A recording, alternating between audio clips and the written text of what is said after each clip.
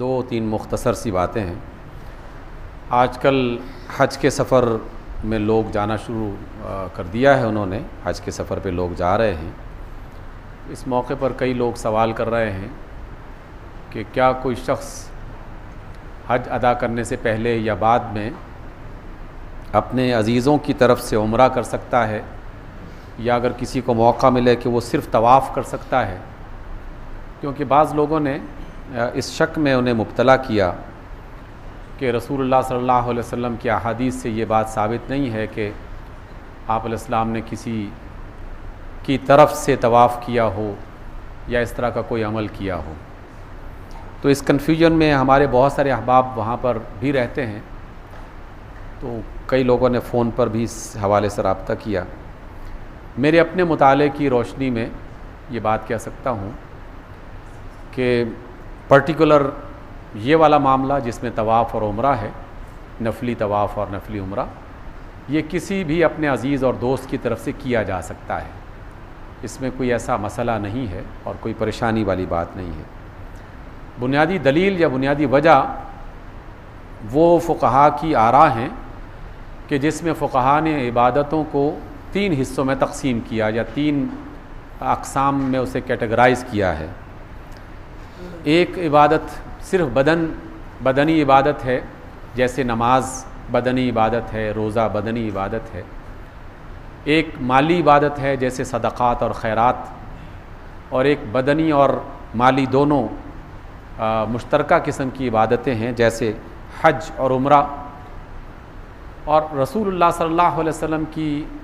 अहादीस, आपके फ़रामीन असहाब रसूल के अमल से ये बात साबित है कि ये तीनों तरह की इबादतें नफली तौर पर अपनी तरफ से और अपने अहबाब के लिए अदा की जा सकती हैं, सिवाय उन फ़राइज़ के कि जो किसी फ़र्द ने ख़ुद ही अदा करने हैं। और उसमें भी फिर एक ऑप्शन रखी गई है, जैसे हज एक फ़रीज़ा है, एक शख्स ने इरादा कर लिया लेकिन किसी सबब से वो हज करने के लिए ना जा सका, तो उसकी तरफ से उसका कोई अज़ीज़, उसका कोई दोस्त हज अदा कर सकता है,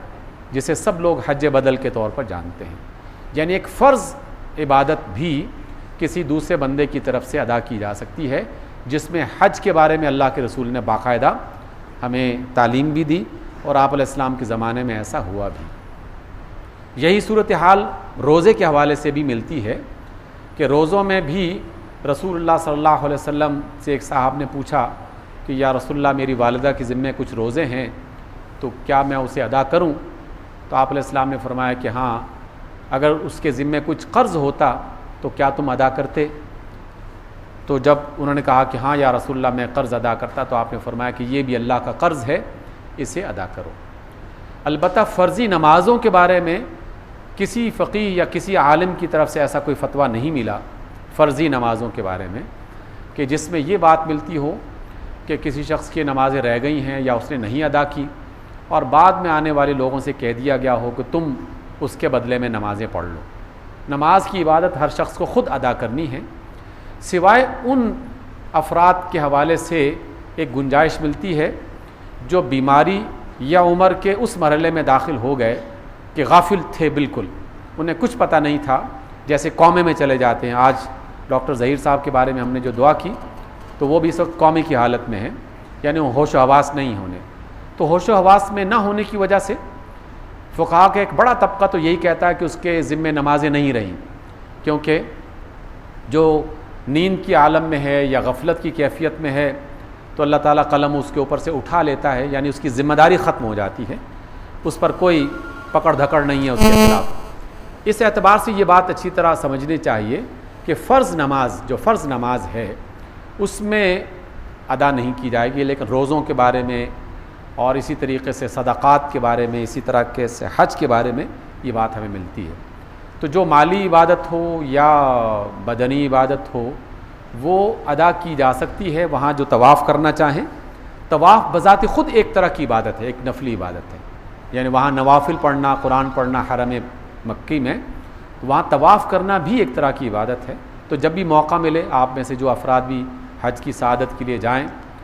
तो वो ये काम अपने अजीज़ों अपने दोस्तों की तरफ से कर सकते हैं। और इसी तरीक़े से ये बात पहले भी मैंने कही थी, लेकिन इंतहाई 1 मिनट में इसको मुख्तसर अंदाज में पूरा करते हैं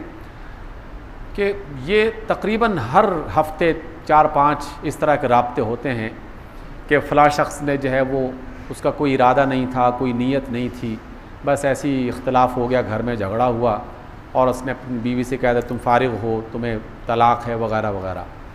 और हालांकि उसकी कोई नीयत और कोई इरादा नहीं था। ये अब अजीब व गरीब किस्म का मामला है कि हमारे यहाँ जिसे कहते हैं ना कि सब्र और ज़ब्त और हौसला, इसकी इंतहाई शिद्दत के साथ कमी आ रही है। मुसलसल बेशुमार किस्म के रोज़मर्रा के मसाइल अखबारात और रेडियो और टीवी देख सुनकर इस कदर ज़्यादा लोग डिप्रेशन के शिकार हैं कि उन्हें अपने आसाब पर भी कोई काबू नहीं रह जाता। इस वजह से मामूली सी बात पर झगड़ा हुआ और कह दिया कि तुम फारिग हो, तुम निकल गई, या तुम चले जाओ, या तुम्हें तलाक़ है। ये कोई खेल नहीं है। अल्लाह के रसूल ने इसको सख्ती से मना किया है। इंतहाई शिद्दत की नाराज़गी रसूलुल्लाह सल्लल्लाहु अलैहि वसल्लम ने जब भी उसका इजहार किया है तो वह इस मसले पे किया है। इस वजह से अपने बच्चों को, अपने बड़ों को, अपने दोस्तों को मुसलसल किसी न किसी तरीक़े से ये तालीम दी जाती रहे कि जनाब ये मियाँ बीवी और घर बसाने का मामला ये कोई छोटा मोटा मामला नहीं है कि आपने जब चाहा धागा तोड़ दिया और जब चाहा उसको गिरा लगा दी। ये एक बहुत ही मजबूत मुआहदा है, एक ऐसा एग्रीमेंट है जो ज़िंदगी भर का है, और उसको पूरे अल्लाह के सामने और बंदों के सामने गवाहियाँ बनाकर इसको इख्तियार किया जाता है। तो इसको खामखा उलझनों का शिकार न किया जाए। इसलिए पहली तो ये तालीम और तरबियत की मुसलसल ज़रूरत है। दूसरा ये है कि अगर कोई शख्स ऐसा कह भी देता है तो उसकी नीयत हो या ना हो, उसका इरादा या हो या ना हो, तो उसकी एक तलाक़ तो यकीनन वाक़ हो जाती है, इसमें कोई शक नहीं है। लेकिन कुछ उलमा ने भी, अल्लाह ताला उन्हें भी हिदायत अता करे, कि उन्होंने भी इसमें खामखा की एक मुश्किल खड़ी कर दी कि एक बंदे ने गुस्से में आकर 3 दफ़ा लफ्ज़ कह दिया तो अब उससे कहा कि नहीं, कोई सारे दरवाज़े बंद। ये बिल्कुल एक लायानी और फजूल किस्म की बात है। हमें अहादीस रसूल सल्लल्लाहु अलैहि वसल्लम से बिल्कुल कन्फर्म पता चलता है कि बंदे का इरादा और बंदे की नीयत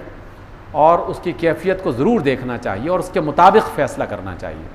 पिछली बार जब मैंने कहा तो बाद में बाज़ लोगों ने कहा कि जनाब आपने कोई फ़ैसला कुन बात नहीं कही।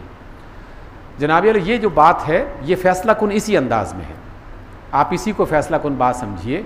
कि अगर किसी शख्स की ज़बान से कोई ऐसे अल्फाज निकल जाते हैं कि जिसमें उसने 3 मरतबा तलाक़ के लफ्ज़ कह दिए, तो इसका फ़ैसला सिर्फ सुनने वाले फ़र्द को या वहाँ पर जो लोग अफराद मौजूद हैं उनको नहीं करना, बल्कि इस फ़ैसले का सबसे बुनियादी मरकज़ी जो किरदार है वो अल्फाज कहने वाला ख़ुद है, वो इन अल्फाज को अदा करने वाला ख़ुद है। उससे पूछा जाए बाद में जब हालात थोड़े से संभल जाएं, उससे पूछा जाए कि तुम्हारा इरादा और तुम्हारी नीयत क्या थी, और वो अल्लाह रब्बुल इज़्ज़त पर ईमान और यकीन रखते हुए,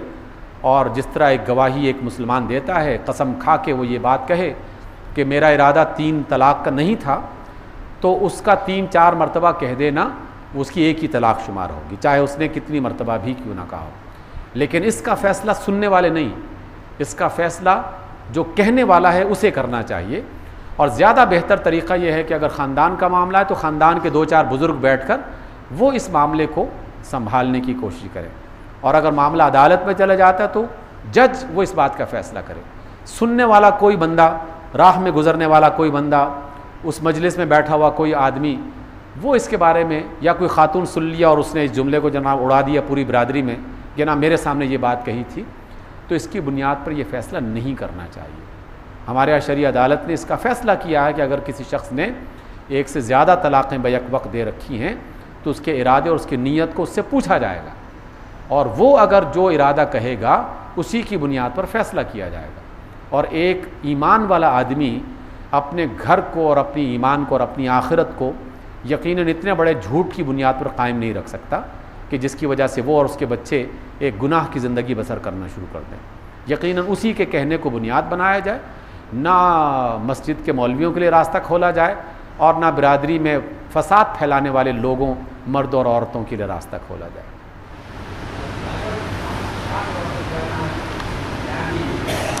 इसके लिए ईशा की नमाज के लिए क्या हम नमाज 12 बजे के बाद भी अदा कर सकते हैं वो नमाज जाने? जी 12 बजे भी आप अदा कर सकते हैं, उसके बाद भी अदा कर सकते हैं, यानी सहरी से पहले पहले आप ईशा की नमाज अदा कर सकते हैं, इंशाअल्लाह कोई मसला नहीं।